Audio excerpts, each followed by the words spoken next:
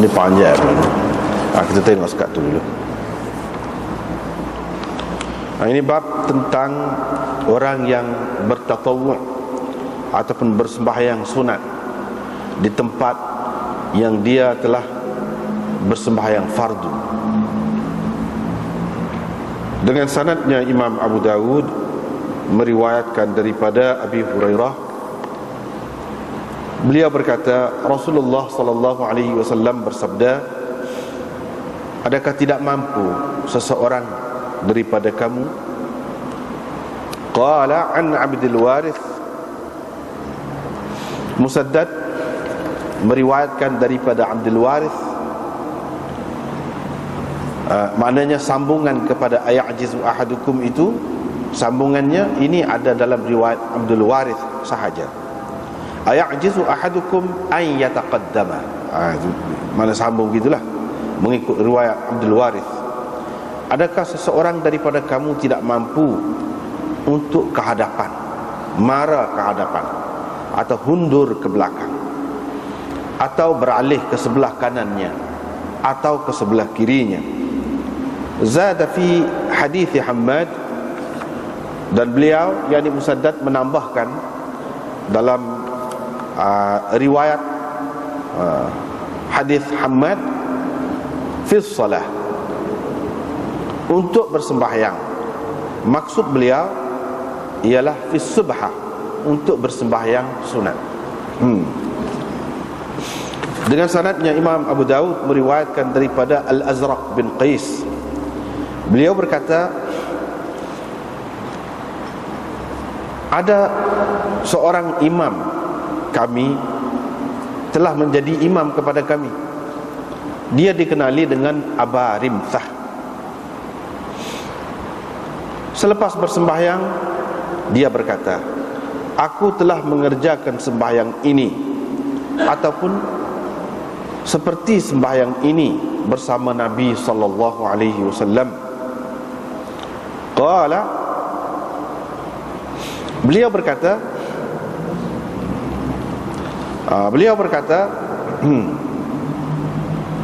wa kana Abu Bakar, yakni Abu Rimthah tadi, berkata, Abu Bakar dan Umar berdiri pada saf al-muqaddam, di hadapan, di sebelah kanan Nabi sallallahu alaihi wasallam. Wa kana rajulun qad shahida at-takbiratal ula. Dalam pada itu ada seorang lelaki yang telah sempat ikut bersama Nabi sallallahu alaihi wasallam daripada takbir yang pertama lagi. Setelah Nabi sallallahu alaihi wasallam selesai bersembahyang, yakni akan selesai bersembahyang, kemudian Nabi SAW memberi salam ke sebelah kanan dan ke sebelah kirinya, sehingga kami nampak putih pipi Nabi SAW, dua pipi Nabi SAW. Thumman fatala kan fitali Abi Rimthah. Kemudian orang itu terus beralih seperti beralihnya Abi Rimthah ini. Dia terus beralih seperti beralihnya Abi Rimthah ini, yakni beralih itu berpaling daripada kiblat seperti mana berpalingnya Abi Rimthah. Maksud beliau ialah dirinya sendiri. Supaya Abi Rimthah paling ginilah, gitu. Faqama ar-rajulu, orang tadi pun, yaitu orang yang telah sempat mengerjakan sembahyang bersama Nabi SAW daripada takbiratul ula lagi, terus bangun untuk mengerjakan sembahyang sunat, untuk bersembahyang sunat, yashfa'u.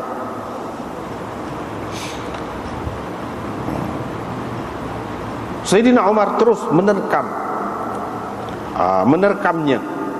Fa akhadha bimankibaihi, lalu dia memegang kedua bahu orang itu dan digoncangnya ataupun digoyangnya bahu orang itu.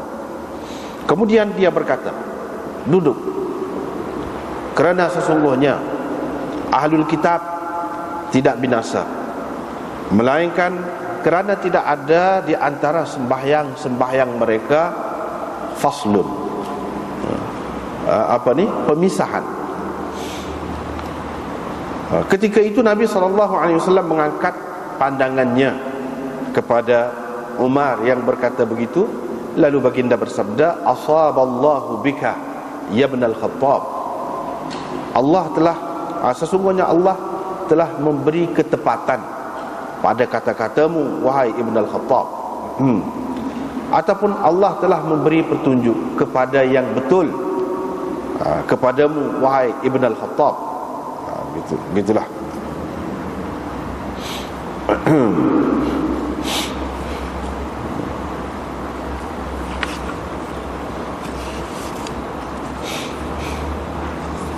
Kita tengok semula.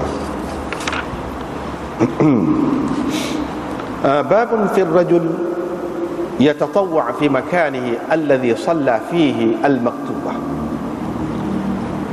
Tentang tentang orang yang bersembahyang sunat di tempat yang dia telah bersembahyang fardu.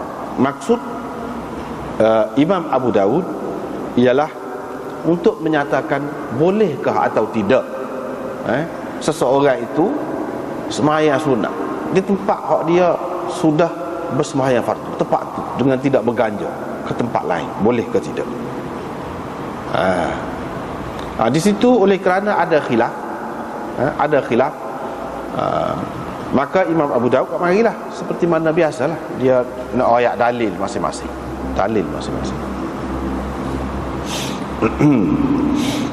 Jadi bolehkah buat gitu? Jadi ada yang mengatakan boleh, ada ulama yang mengatakan tak boleh. Hak tak boleh itu sebab apa? Sebab ada hadis lah. Kira-kiranya hak kata boleh itu, hadis itu ada sebabnya. Kalau ada sebab tu, iyalah memang tak boleh lah. Kalau tak ada sebab, boleh.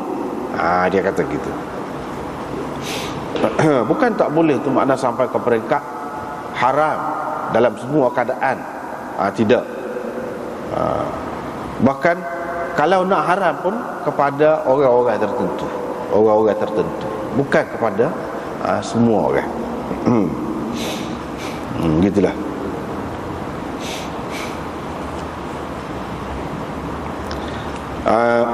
Kalau kita tengok dari segi hukum ni, semaya sunat di tempat seseorang itu telah bersembahyang fardu, pada dasarnya kalau tidak sabit apa-apalah, memang boleh, tak jadi masalah, memang boleh. Cumanya yang jadi masalah ni iaitu kalau nak dapat kelebihan. Itu yang pertama. Adakah lebih kalau dia sembahyang tempat tu lah, ataupun lebih kalau dia sembahyang tempat lain?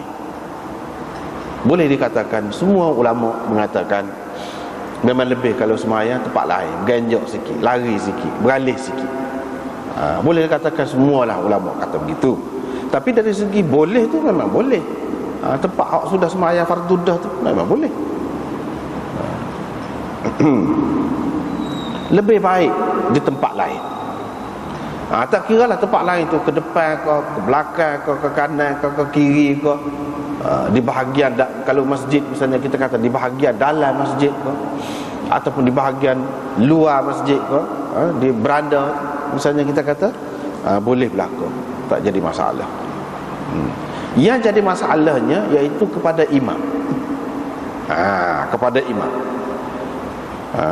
Kalau orang sembahyang seorang, sepuluh kata tak dilah. Makmum pun supaya tak di juga. Tapi kalau imam, beza sikit. Ulama-ulama yang mengatakan imam tak boleh sembahyang sunat di tempat dia sembahyang fardu tu, dia kata sebab takut keliru orang. Kalau tidak beralih, orang hak mari kemudian tu dia ingat tu imam duk sembahyang lagi, tak habis lagi sembahyang. Padahal tu imam sembahyang sunat dah. Jadi kalau tu imam tu tidak duduk tempat dia lah beralih dah ke saf belakang dia tu, ataupun ke mana-mana tempat kosong lah tempat dia tu, tak jadi masalah. Sebab tu dilarang tu. Ada sebab sana. Tapi kalau tak ada sebab, walaupun tu imam pun, misalnya tahu dah di rumah beberapa orang je, bukannya ramai, selesai dah sembahyang. Hak lain-lain tu paling belakang dah gitu. Jadi tu imam tu duduk tu tak sembahyang tempat dia. Boleh ke tidak? Boleh, hak tu pun boleh. Cuma sebab kata tak adil lah, semua mengatakan sama ada tu imam kau makmum kau ataupun orang hak sembahyang seorang, kalau dia beralih tempat tu tentu lebih molek. Masalah sekarang ni boleh ke tidak? Bagi tu imam saat ni boleh, sekiranya tidak mengelirukan. Tapi kalau mengelirukan, maka itu termasuk di dalam larangan lah. Dalam larangan hak seperti hadis ini ataupun hadis-hadis lain, termasuk dalam hal itu. Termasuk dalam hal itu. Jadi dia kena larilah. Bahkan dengan sebab itulah Nabi SAW selalu bila lepas sembahyang kan, bila lepas sembahyang kan, dia paling selalu. Seperti dalam riwayat yang kedua, riwayat Abi Rimthah itu, Nabi SAW terus paling lah. Bila dia Assalamualaikum warahmatullahi kanan, Assalamualaikum warahmatullahi kiri, dia pun sementara dah kalau nak ada pun. Lepas pada tu qadar apa namanya, Allahumma antas salam wa minkas salam tabarakta dzal jalali wal ikram, dia pun musing kan. Dia musing ke kanan. Dia musing ke kanan, mana kira-kiranya dia menghadap makmum hak duduk alik kanan.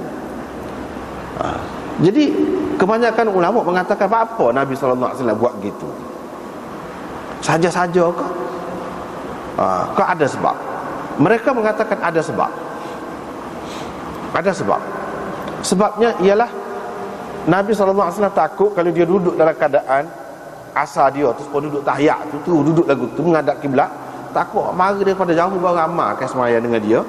Hak mari daripada jauh kamak ke, dia tak habis lagi sembahyang. Jadi Allahu Akbar mengikut iman dia, padahal dia ada selesai dah.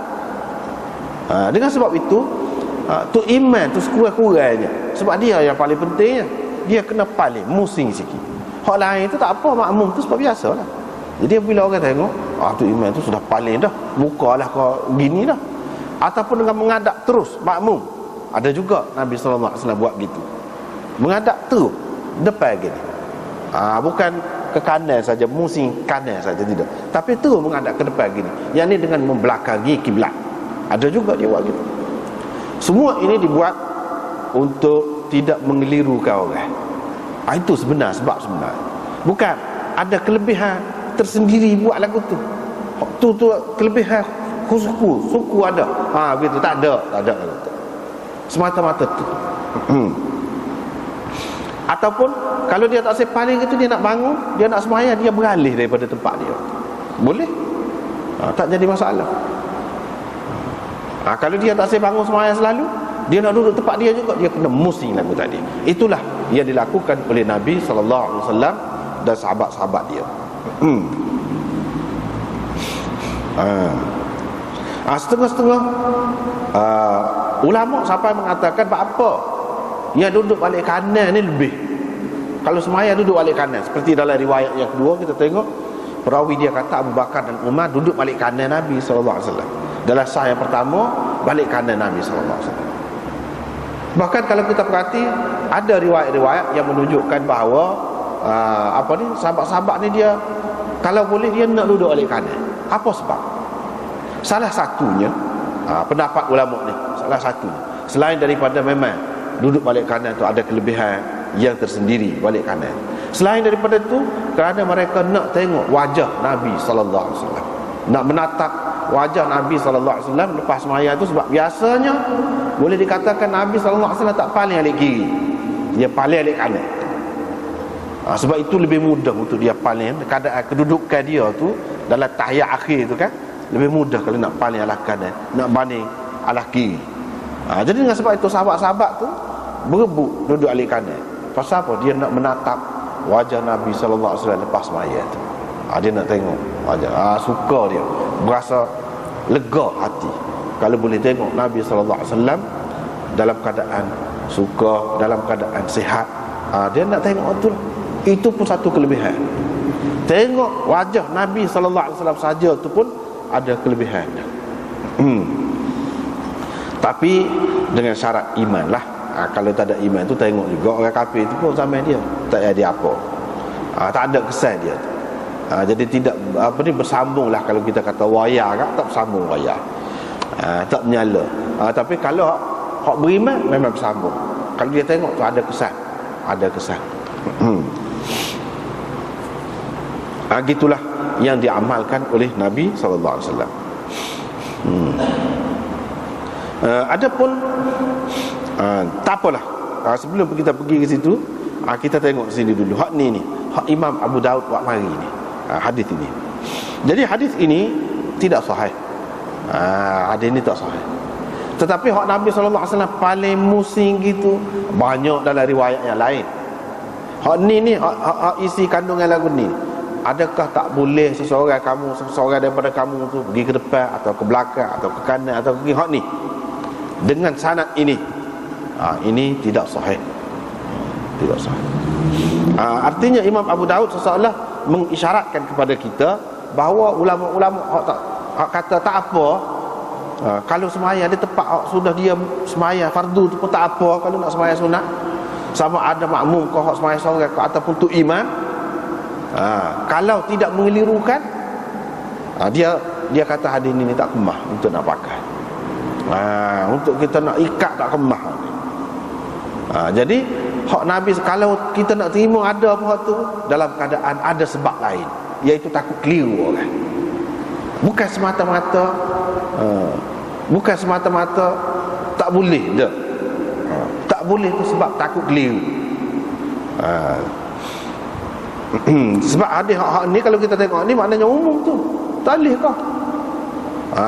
Seseolahnya Nabi sallallahu alaihi wasallam kata tak boleh kah? Maknanya dia larang lah tu. Bila kata tak boleh kah buat gini, mana dia tak kenal lah. Kalau semaya tempat tu. Tetapi ramai ulama mengatakan hak ni kita tak boleh nak pegang kemah sangat sebab hadis ni tidak sahih. Dan kalau kita nak terima pun kita kena pakai ada sebabnya. Ada sebab. Bukan secara mutlak dikatakan begini, tidak. Paling tidak yang dia suruh beralih tu untuk dapat pahala lebih lah. Paling tidak itulah. Ada kelebihan. Tu.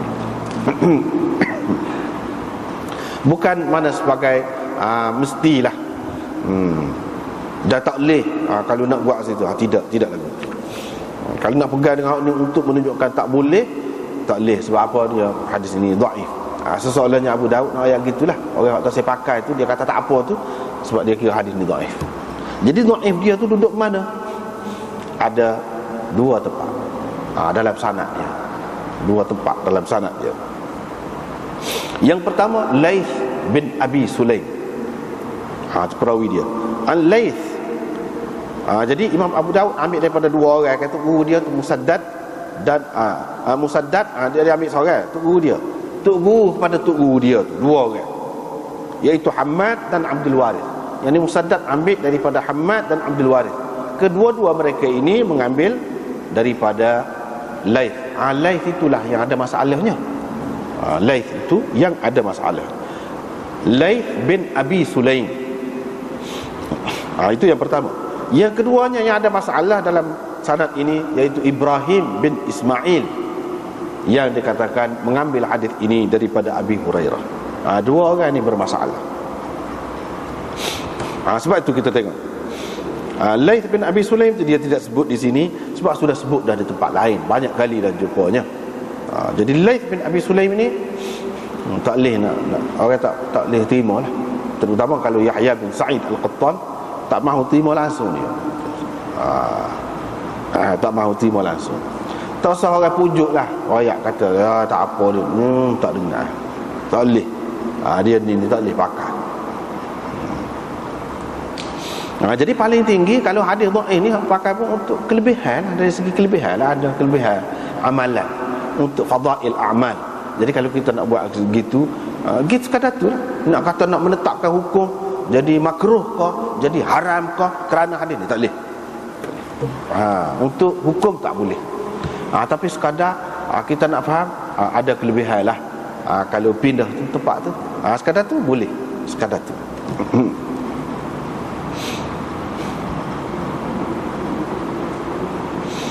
Sebab ada hadis yang lain pula. Sebab ada hadis Nabi sallallahu alaihi wasallam yang lain pula, iaitu tempat-tempat kita sembahyang ni akan menyaksikan untuk kita di hadapan Allah Subhanahu Wa Taala esok. Kita sembahyang sini dia pernah sembahyang atas saya ni. Jadi tempat tu akan royak, akan jadi saksi esok.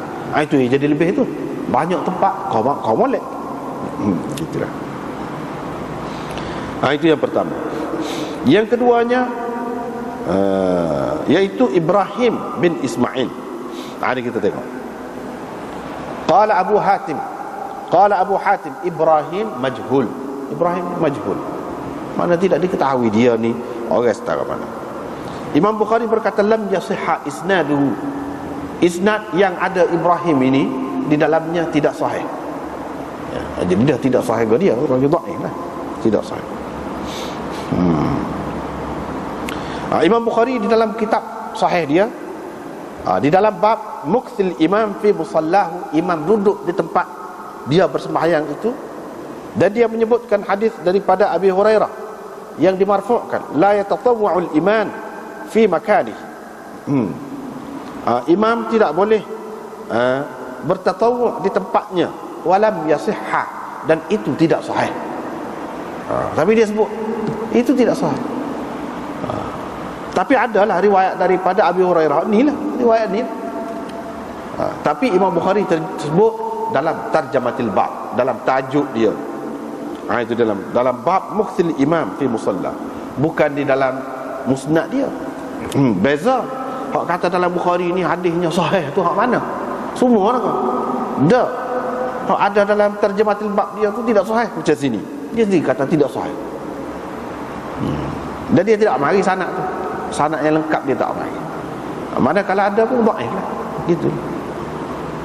Imam Bukhari kata gitu. Lepas pada tu khilaf pula tu, Ismail, Ibrahim bin Ismail ke Ismail bin Ibrahim, khilaf pula situ di antara ulama. Dalam Tahdzib Hafiz Ibn Hajar kata, orang panggil Ismail bin Ibrahim As-Sulami.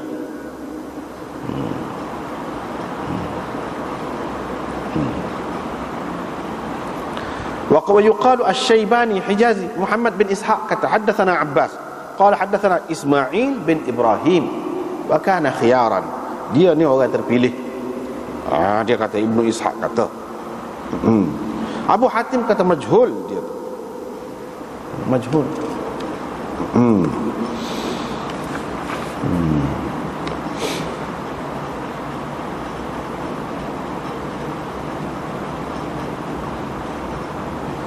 Gitulah. Jadi maknanya hak ni mana ulama pertikaikan dengan sebab itu hadis ini dhaif. Hadis ini dhaif. Tetapi dari segi kita nak buat gitu berdasarkan banyak lagi dalil yang lain, hak sahih, sanad yang sahih ada. Ada, boleh. Dari segi paling tu imam tu ataupun pindah ke tempat lain. Dan Nabi SAW biasanya dia sembahyang sunat ni di rumah dia. Sunat ni dia sembahyang di rumah dia. Dia tak sewi jadi rumah di sebuah kubur. Tidak sembahyang. Tak ada sembahyang kan apa di kubur tu. Dia tak sewi jadi lagu tu. Adapun kalau kita kata itu sembahyang orang mati tu ada atas kubur tu, sembahyang itu masih khilaf lagi. Imam Syafi'i terima, Imam Abu Hanifah dan ramai lagi orang lain tak terima. Dia kata tak ada sembahyang atas kubur tu. Kalau kata sembahyang pun sembahyang tu lebih bersifat doa kata dia. Lebih kuatlah ke doa. Doa tak apa. Jadi sembahyang tu sebagai doa jugalah. Kata dia, dan itu Imam Malik kata khusus dengan Nabi SAW sahaja pada atas kubur tu.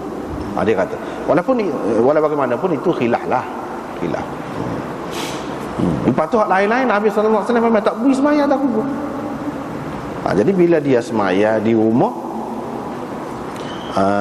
dia kata gitu, jangan kamu jadikan rumah-rumah kamu tu seperti kubur. Jadi dengan tidak bersembahyang di kubur tu, muka dia larang, maklum dah tu. Dan dia selalu kalau sembahyang sunat, sembahyang di rumah. Jadi bila sembahyang di rumah, tentu dah akan beralih tempat tu.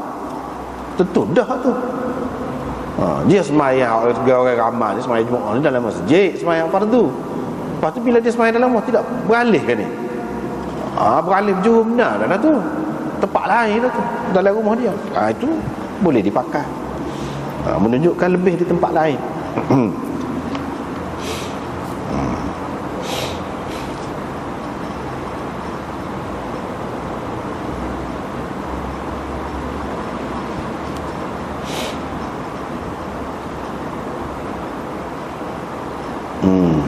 Tapi dalam riwayat yang kita baca ni, dia agak tidak berapa tegas sikit. Jadi Musaddad ambil daripada dua orang tok guru. Seorang tok guru tu Abdul Warith. Dia kata ain yataqaddama, tak leh kalau seseorang daripada kamu tampil ke hadapan ataupun mundur ke belakang, au an yamini, atau ke kanan atau ke kiri. Tu Abdul Warith. Mana hak ni lafaz saat ni Hammad tak ada sebut. Tetapi Hammad ada menambahkan begini dalam riwayat dia. Hak ni juga, cerita ni juga, ia tidak disebutkan oleh Abdul Warith pula, iaitu untuk semayang. Tak boleh kau ke depan, ke belakang, ke kanan, ke kiri, itu untuk semayang. Maksudnya semayang sunat. Dia ada tambahan dalam riwayat Hammad. Hak ni dalam riwayat Abdul Warith tak ada. Itu Imam Abu Daud sengaja rakyat ni, dia rakyat beza tu dua orang tok guru tu. Jadi Musaddad ambil ni daripada tok guru dia, hak ni lagu ni lafaz dia. Hak kepala tu serupa dah mula-mula tu. Alif belakang tu tidak serupa. Tak serupa. Jadi ini menunjukkan, dia nak cerita kepada kita dalam meriwayatkan hadis ini mesti kena ada amanah. Amanah lagu mana? Seperti mana yang kita dengar daripada tok guru, lagu tu lah kita tak boleh buat. Pakai rangkul semua sekali, tak serupa, tak boleh lagu tu. Kalau beza hak ni tak ada tambahan dia, hak ni ada tambahan dia, jadi kena sebut tu. Ini termasuk dalam amanah dalam menyampaikan hadis, dan Imam Abu Daud telah menyempurnakan amanah itu. Itu cara dia. Jadi kalau kita tengok hadis ini, kita tengok ni dalam syarah ni pada muka surat 348, ada tu boleh tengoklah. Ini lafaz Abu Daud. Kalau lafaz Ibnu Majah gini bunyi. Jadi tak ada lah hak celah-celah tadi, selingan hak kata tu guru ni gini, kata tu guru ni tak ada. Dalam Ibnu Majah dia, ayajizu ahadukum idza shalla an yataqaddama aw yata'akhkhar. Gitu jelas. Tidak boleh ke seseorang daripada kamu apabila dia bersembahyang untuk tampil ke hadapan ataupun mundur ke belakang dan seterusnya. Jadi riwayat Ibnu Majah itu lebih terang. Jadi riwayat dia tu hak ni juga, sanadnya hak ni juga, sanad ni juga. Lafaz riwayat Baihaqi iaitu mengikut riwayat Hammad bin Zaid tadi juga, Hammad bin Zaid daripada Laith. Ini riwayat Baihaqi pula. Dia kata begini, idza arada ahadukum an yatatawwa'a ba'da al-fariidah falyataqaddam aw yata'akhkhar aw an yaminihi aw an shimalihi. Gitu lafaz dia. Apabila seseorang daripada kamu mahu mengerjakan sembahyang sunat selepas sembahyang fardu, maka hendaklah dia tampil ke hadapan ataupun mundur ke belakang ataupun ke sebelah kanannya ataupun ke sebelah kirinya. Itu lafaz riwayat Baihaqi daripada Hammad juga, daripada Laith ni juga. Inilah riwayat ni juga, tapi tak ada Abdul Warith itu, Hammad saja. Lafaz riwayat Baihaqi mengikut riwayat Mu'tamir pula daripada Laith. Jadi bukan Abdul Warith dan Hammad ini saja yang meriwayatkan daripada Laith ni, ada lagi orang lain lagi, iaitu Mu'tamir, seorang lagi. Dia kata gini lafaz dia, ayajizu ahadukum idza shalla fa arada an yatatawwa'a an yataqaddama aw yata'akhkhara aw yatahawwala an yaminihi aw an yasarihi. Ini lebih terang lagi, kau terang lagi. Jadi apabila seseorang daripada kamu adakah seseorang daripada kamu tidak mampu, tidak boleh apabila dia telah selesai bersembahyang dan dia mahu melakukan sembahyang sunat untuk tampil ke hadapan atau mundur ke belakang ataupun beralih ke sebelah kanan ataupun ke sebelah kirinya, lebih terang. Nak banding dengan riwayat Abu Daud. rawahu Jarir an Laith an Hajjaj an Ismail bin Ibrahim atau Ibrahim bin Ismail. Jarir pula ada lagi perawi lain yang juga meriwayatkan daripada Laith. Meriwayatkan daripada Laith tadilah, daripada Hajjaj. Ni lah serupa dengan sanad Abu Daud. Daripada Hajjaj, daripada Ismail bin Ibrahim. Tapi beza, dia tidak kata Ibrahim bin Ismail, Ismail bin Ibrahim, ataupun dengan syak Ibrahim bin Ismail. Dengan syak gitu pula. Adalah riwayat Jarir. Qala al-Bukhari, Imam Bukhari rahimahullah berkata, Ismail bin Ibrahim asahhu, lebih sahih. Bukan Ibrahim bin Ismail, tapi Ismail bin Ibrahim itu lebih sahih. Wal Laith yattaribu fi. Jadi tak sekali Ibrahim bin Ismail, sekali Ismail bin Ibrahim ni sama dia kayak jadi celaru ni. Dia kata Laith ya celaru ni. Qala Syekh wa huwa Laith bin Abi Sulaim yatafarradu bihi wallahu a'lam. Jadi Laith bin Abi Sulaim ni kalau kita tengok kok mana-mana pun hadis ni pergi ke mana-mana, dia mesti jumpa Laith bin Abi Sulaim. Jadi mana Laith bin Abi Sulaim ini yatafarrad, yani mutafarrid, berseorangan dalam meriwayatkan hadis ini. Tak ada ramai orang lain. Jadi artinya hadis ini madarnya, orang panggil dalam istilah madarnya, yani paksi dia, tempat berkisar, pusing ke mana, hak ni atau hak ni. Dia Laith bin Abi Sulaim, dan dia adalah seorang yang dhaif. Maka banyak sana, banyak mana kuali bawah hak lain tu tidak jadi sahih. Sebab apa? Hak ni dan dia itulah jadi masalahnya. Dia itulah hak dhaifnya.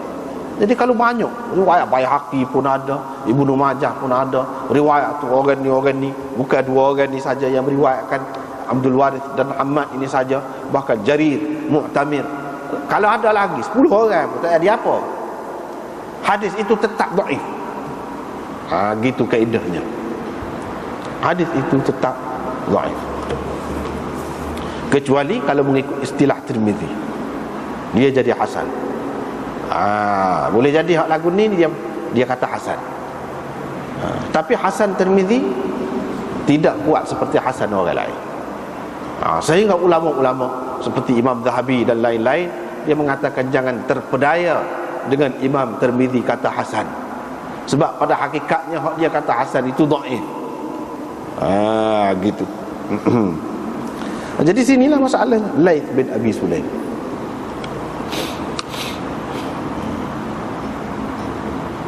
Ada dia bertafarrud.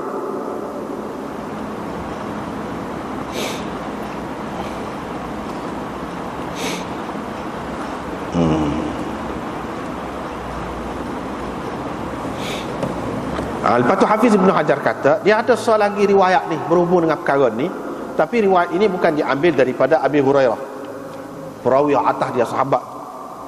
Atas dia nya Mughirah bin Syu'bah, dan diriwayatkan secara marfu' juga dengan lafaz begini, la yusalli al-imam fil mawdi' alladhi shalla fihi al-maktubah hatta yata'awwala.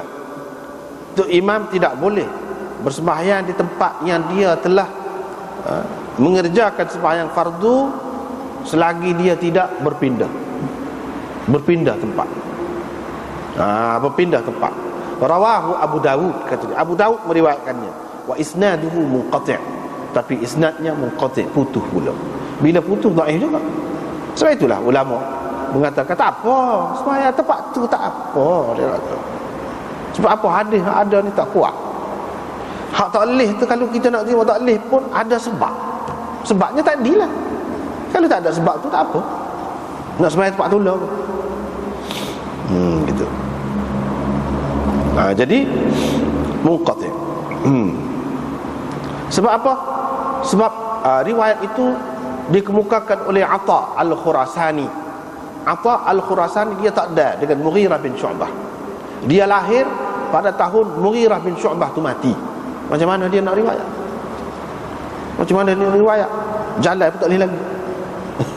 Tak boleh, mesti dia ambil daripada orang lain. Siapa orang lain tu? Hak tu yang dikatakan munqati'. Itulah. Begitulah. Dan Nabi SAW biasanya apabila sudah semaya, dia qadatu saja. Kalau dia duduk menghadap kiblat, Allahumma antas salam wa minkas salam tabarakta dzal jalali wal ikram. Qadatu. Adapun orang duduk baca, Allahumma antas salam wa minkas salam wa ilaika ya'udus salam fahyina rabbana bis salam wa adkhilna al jannata darus salam. Macam-macam lagi ada lebih kurang tu. Itu tidak sahih. Tidak sahih. Hak sahihnya sekat tu, hak baca mula-mula tadi tu. Hak tu hak sahih. Hak lain tu tidak hadis pun. Ulama-ulama hadis kata tidak hadis tu. Jangan duk campur bau tak tu galu. Lepas tu dia kata salah kan baca? Tidak salah. Sekali tengok tu. Tapi kalau kita perhati mana? Wa adkhilnal jannata daras salam wa adkhilnal jannata ma'as salam. Dalam setengah riwayat itu. Kalau nak masuk syurga tak selamat lagu mana? Selamat dah lah tu. Buat apa ya minta masuk syurga dengan selamat? Selamat lagu mana? Mesti selamat boleh masuk syurga tu. Kalau kita kata selamat tu maksudnya tak ada ujian kau gitu gini, tak. Tapi masalahnya hak tu bukan hak Nabi SAW kata. Situ je. Boleh seperti doa-doa lain lah. Kalau kita nak tamu doa kita sendiri pun boleh. Tapi kita kena tahu. Hak ni hak Nabi, hak ni bukan hak Nabi. Jangan kita buat baca hak orang lain tu dengan anggapan hak ni hak Nabi lah. Jangan. Salah. Kita nak doa buat sendiri pun tak apa doa. Tapi kita tahu ni doa kita buat sendiri bukan hak Nabi. Tapi cara kadang-kadang dalam masyarakat ini dia baca tu tetap tu macam hak Nabi buat semua lagu tu. Itu masalahnya. Bukan masalah boleh kau tak boleh. Masalah buat tetap tu mengelirukan. Kalau Nabi SAW larang tak disuruh paling kau dia suruh pergi sembahyang tempat lain, takut keliru lah. Hak ni pun kan jadi keliru juga. Sehingga orang tu berasa lagu ni lah agaknya hak Nabi ajar dulu. Dah pergi masjid mana pun lagu tu belakang. Tidak jadi orang faham gitu. Apalagi kalau tak ngajar. Kalau tak ngajar tak ayat aku duduk ya sebenarnya. Kalau nak boleh. Kita kata boleh juga. Cumanya kena tahu. Kena tahu. Kalau kita salah anggap dan kita pergi riwayat kat orang hak ni hak Nabi, hak sebenarnya sebahagian saja hak Nabi, kita pergi riwayat semua tu hak Nabi, kita bohong atas nama Nabi sallallahu alaihi wasallam. Lagu tu jadi kalau sengaja dah kita tahu dah ni bukan, kita kata juga Nabi sallallahu alaihi wasallam bersabda. Memanglah hak Nabi kata tu ada sikit, tapi capur tu bukan semua hak Nabi kata. Kita kata Nabi sallallahu alaihi wasallam bersabda, kalau dengan sengaja dosa besar. Mengikut Imamul Haramain jadi kafir kena mengucap semula. Tak boleh. Besar tu. Kalau anggap hak Nabi dia tak sama sebab gini. Masalahnya tak sama. Hak Nabi ajar dengan hak orang lain ajar tak sama. Macam mana kita nak samakan? Jadi dengan sebab itu kena jelas. Nak buat tak apa, tapi kena jelas. Dah kita tahu dah hak Nabinya sekat tu, apa yang kita buat tetap sangat tu sehingga mengelirukan orang. Itu yang silap. Sebab tu kadang-kadang orang payah. Dia kata orang mengaji hadis ni semua tak kena. Dia tak kena lagu. Bukan dia kata tak boleh. Boleh tapi biar jelas. Jangan sampai mengelirukan orang. Jangan sampai mengelirukan orang. Dan walaupun kata boleh, sekadar boleh, mana lebih? Hak lebihnya hak Nabi walaupun sikit. Supaya Nabi ajar tu lah. Kita tak boleh nak mana-mana dah. Supaya kalau tasbih 33 kali dia ajar. Tahmid 33 kali. Kalau nak kira tasbih apa tak molek kau. Kita buat apa lebih? Buat 100. Tak boleh. Boleh tapi tak ada siapa kata lagu tu. Tak ada siapa kata lagu tu. Tu benar je. Kalau kita kata kalau 100 tidak kalau lebih molek, itu fikiran kita, pendapat kita. Hak ni pun lagu tu juga kalau kita tambah tu banyak lebih molek. Nah, itu fikiran kita. Tapi kalau kita fikir Nabi SAW tu supaya doktor, kita ni orang sakit, sepatutnya kita kena pakai lah doktor. Walaupun hak ni bukan ubat yang menyebabkan. Ubat ni kadang-kadang dia kalau kena gaya tak apa, kalau tak kena gaya, kalau lebih boleh jadi mati. Boleh jadi buat rebah, pesal boleh jadi. Kalau kita kata vitamin, ini tidak ubat, ni vitamin. Vitamin pun tak boleh lebih-lebih. Jadi hak dia doktor kata kena makan 2 butir. Wah lah. Apa kita mana-mana nak makan 10 butir? Itu membahayakan diri sendiri. Gitu kita kena duduk situ. Jadi semua ni kalau kita baca zikir ke apa ni, penawar rohani, ubat rohani. Kalau ubat tubuh, kalau kita dengan doktor lah ke mana? Cuba fikir tu. Lagu tu juga ni. Memang ada lah setengah-setengah tu, memang dia tidak ada hak. Dia kata kau banyak baca kau molek.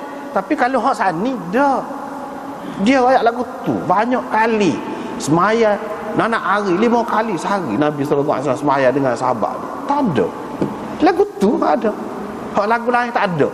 Kita tengok kitab ulama-ulama besar-besar kaya dak, hak tu bukan hak Nabi. Hak tu orang lain tak apa. Ni kaya. Lepas tu lagu mana? Kalau kita buat juga, nyatalah kita ni sebenarnya tak mengaji hadis. Tu jelah. Tak mengaji. Nak katakan apa lagi? Kalau mengaji dia tahu. Bila tahu hak Nabi royak walaupun sikit, hak tu lebih molek. Hak tu lebih molek.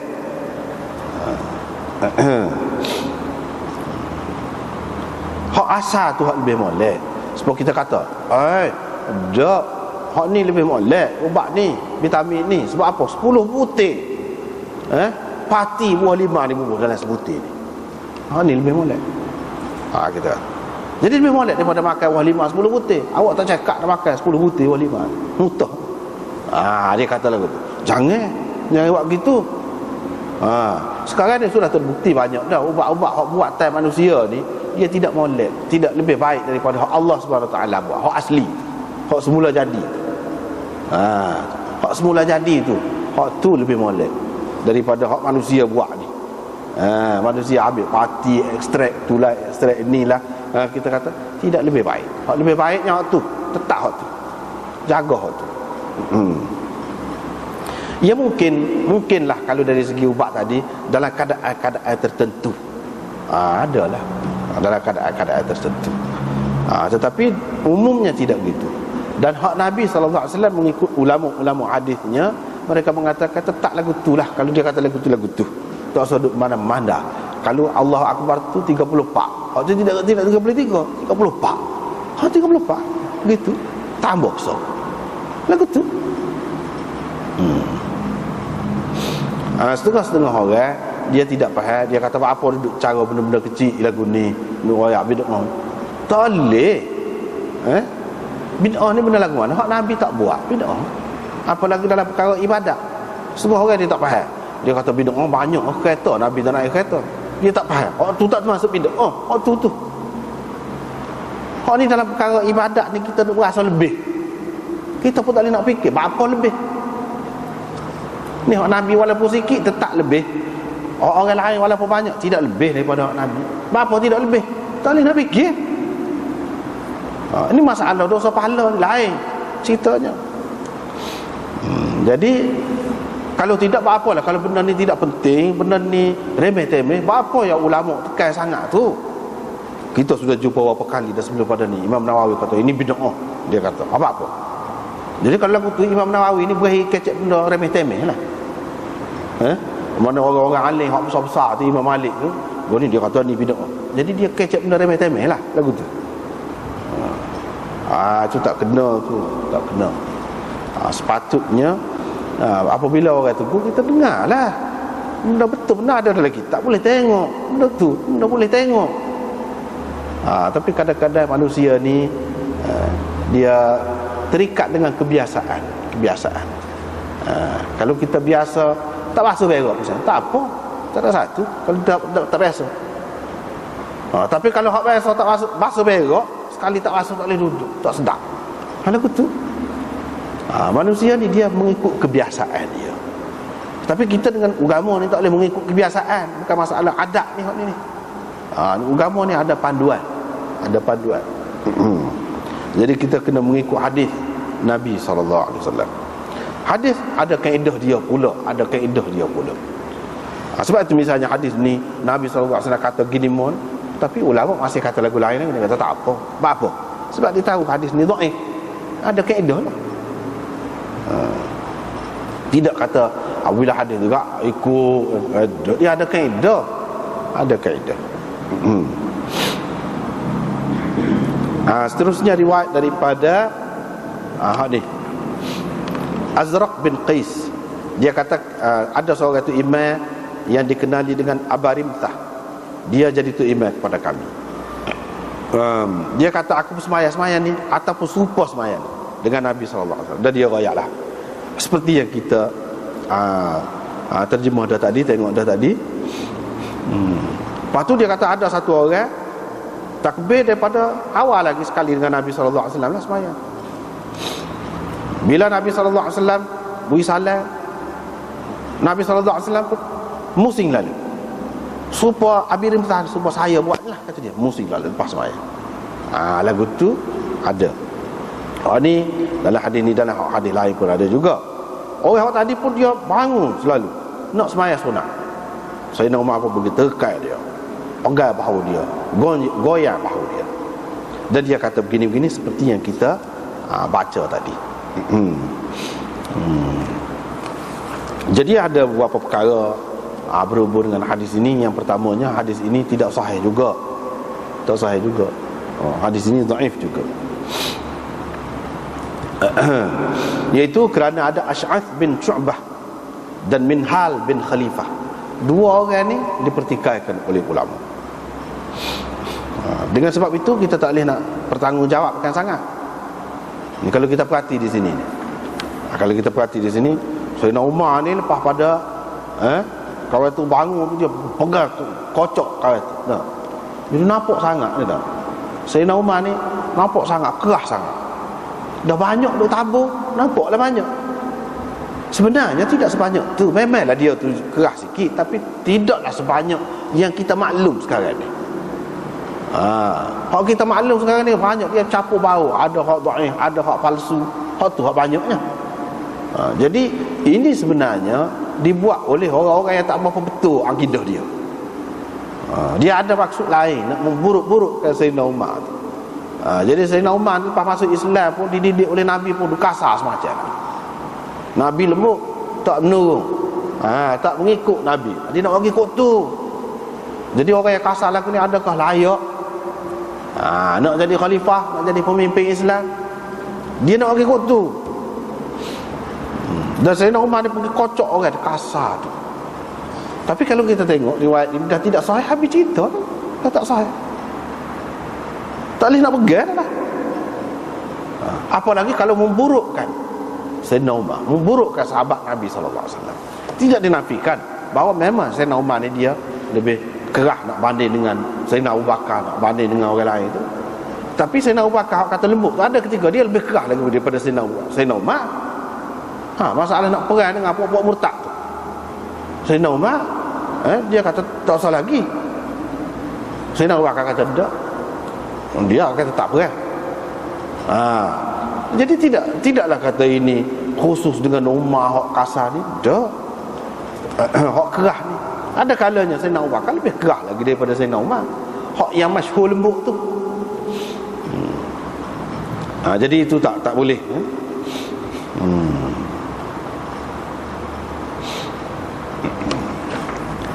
Itu sebabnya Ash'ath bin Syu'bah al-Misisi Abu Ahmad asalnya orang Khurasan.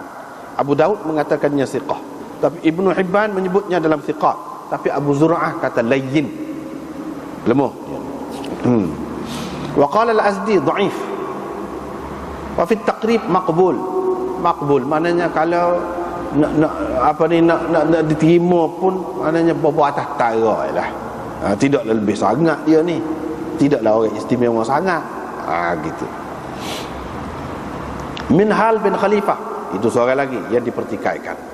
Tak apalah. Di sini disebut Abarimthah. Abarimthah ni mengikut setengah-setengah ulama dicari tak jumpa dalam kitab asma sahabat, nama-nama sahabat tak ada. Sehingga Hafiz Ibn Hajar pun duduk cari-cari, dia sebut tak ada. Dia kata adanya Abu Rimah. Tetapi sebenarnya Abu Rimthah ni pun ada juga sahabat. Ada juga seorang sahabat yang bernama Abu Rimthah. Gelaran itu kunyah dia lah, Abu Rimthah. Dan itu ada di dalam riwayat Mustadrak dan lain-lain, yang menunjukkan dia ni ada. Walaupun setengah-setengah ulama tak jumpa nama tu, tak apalah tu.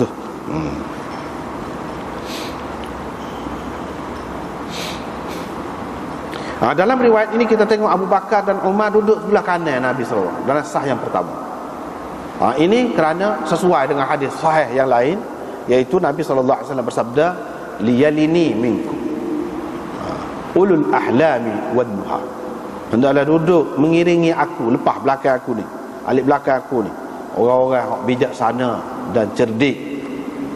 Jadi ini menunjukkan Sayyidina Abu Bakar dan Sayyidina Umar ni dalam sembahyang duduk depan sama, di belakang Nabi SAW, dan alik kanan. Hadis ini juga menunjukkan bahawa alik kanan itu lebih afdal lagi. Sebab itulah Abu Bakar dan Umar duduk alik kanan. Hak ni tidak sampai hadis ni, hadis lain pun ayat lagu tu juga, hak sahih pun ayat lagu tu juga. Jadi kalau kita nak pakai ni boleh jadi sebagai sokongan lah kepada hadis-hadis yang lain.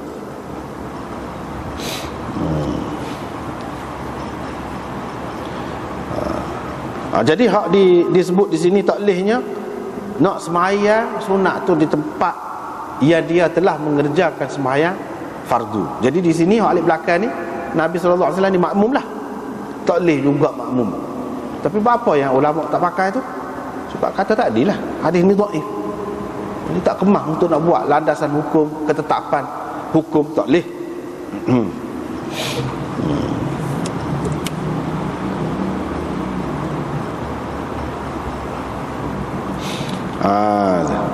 Lepas tu dia guna di sini seperti berpalingnya Abi Rimthah. Maksud dia diri dia sendiri. Lagu mana? Ya orang kita kan.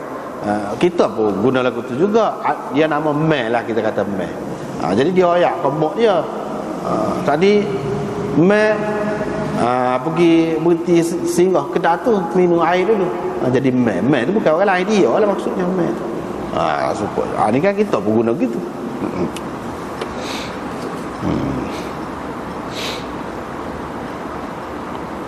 Kemudian dia berkata ijlis.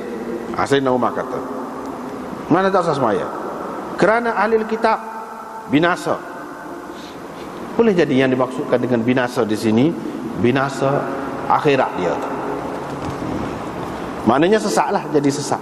Kerana mereka tidak adakan pemisah di antara sembahyang-sembahyang mereka. Tak ada pemisah. Lepas sembahyang tu selalu sama sembahyang lain. Begitu. Jadi pemisah tu berupa zikir ke ataupun beralih tempat ke, itu maksud pemisah tu.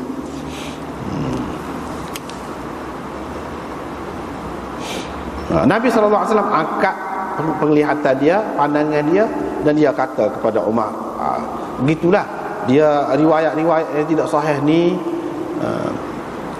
dia biasanya diriwayatkan oleh orang-orang yang akidah dia tu tidak berapa kemah.